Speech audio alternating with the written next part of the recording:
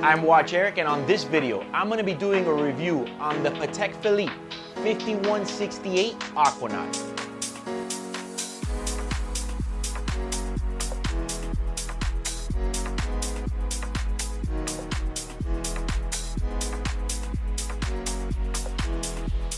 So check this thing out. I mean, the first thing that I realized when I saw this watch is that, wow, Patek actually caved in and gave us something a little bit more out of the ordinary. You know, Patek Philippe is a very conservative brand, and most of their watches are just very conservative. A lot of blacks, a lot of browns. I would have never thought they'd do a green rubber strap or khaki green rubber strap with a khaki green dial. And man, is it nice. This particular watch, when it first came out, the 5168, it was blue on blue, and it marked the 20th anniversary of the Aquanaut. Now, right off the bat, it's a lot bigger than the standard 5167 Aquanaut because this is a 42mm case. So when they initially came out with that blue one, I said, wow, they actually made a bigger watch, which I would have never seen that coming from them. They're just so conservative. That was also around the time when they came out with the 40th anniversary Nautilus, which was also a bigger case. So I don't know what was going on around that era, but they definitely blessed us with some really nice watches. So I said, okay, it's a 20th anniversary Aquanaut, white, gold, blue, awesome. When I saw this one, I said, wow, they actually went there. Look, any other brand, it's not a big deal because a lot of these other brands, starting with AP, for example, just recently came out with so many different novelty pieces that they have a color for almost everyone. Patek is not that type of brand. And when they came out with this khaki green, I said, wow, that's their way of making it a fun color, but without going too striking. And let me tell you something, this watch is nice. Jesus, forgot to... Hello? What's up, buddy? That sounds like an emergency, man. Wow. Sorry to hear that, but anyways, I'm actually recording a video right now, so I'll see you tomorrow, man. No problem, all right? Thank you, man. All right, bye. Wow, it's crazy. Client said he had an emergency. I'm thinking like something crazy. His ex-wife decided to come back and visit and hasn't left the premise. They had to evacuate her with the cops. So if you haven't subscribed to this channel by now, go ahead and hit that subscribe button so you don't miss any of the new content. I previously did a video on the 5164 and I was talking about that I liked it so much more than the 5167 because I just felt like it just was more of an interesting watch and the standard Aquanaut just looked very plain to me. But this one by far is a whole nother level.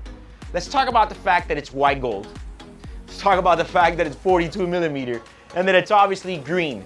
Another factor is that it's difficult to get. One good question that I have when I was doing a little bit of research before doing this video is that if the blue one is a 20th anniversary of the Aquanaut, I'm not really sure if I should refer to this one as the 20th anniversary because in reality, the blue one that came out is the one that was considered the 20th anniversary. They released this one a little bit later, so I'm not really sure if it's an anniversary or not. What I do know is that the green is hot and it's something completely different. But I would definitely say that when they came out with the green, it obviously gave it a twist. I do like the blue as well. I actually allocated one for a client of mine a while back, and the blue one was the first one I got in my hands and I really loved it. But I want to say that this is on a whole nother level than the 5167. It's amazing what a couple millimeters will do to a watch, especially for a Patek.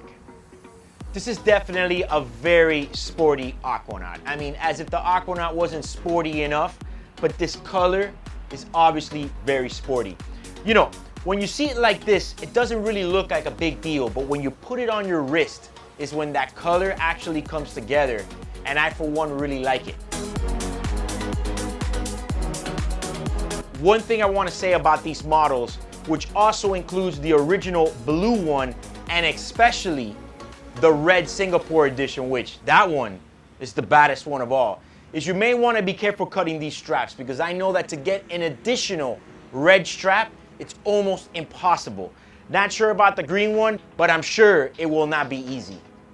Let's talk a little bit about the prices. Retail price on this watch is $43,750, but we all know that's not going to remotely ever happen unless you have this ridiculously long history with your local Patek authorized dealer. If you want to pick one of these up in the gray market, you're going to be about double that.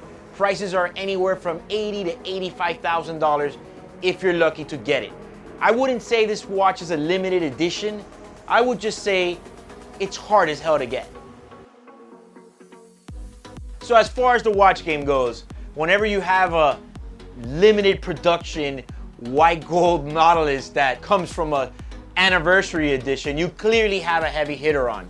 This is a serious piece that really makes a statement. Not just anybody will buy this watch. If someone has one of these, it's not their first rodeo. One last thing I want to mention, and maybe they'll hear me up there in the Patek boardrooms or maybe the watch gods, is wouldn't it be awesome if they made this exact watch in stainless steel? I feel like the Aquanaut might need that option for a little bit bigger. It's crazy how they'll make the white gold one much bigger, but yet the standard stainless steel one, which is the one that the average Joe could possibly maybe get, is the smaller one. It's almost like one of those things. Once you see this, you can't unsee it. Not sure that I'll ever be content now with the 5167 after seeing one of these. So comment below what you think about the Patek Philippe 5168 Aquanaut. And if you like this video, like and share it. Also, subscribe to my new channel.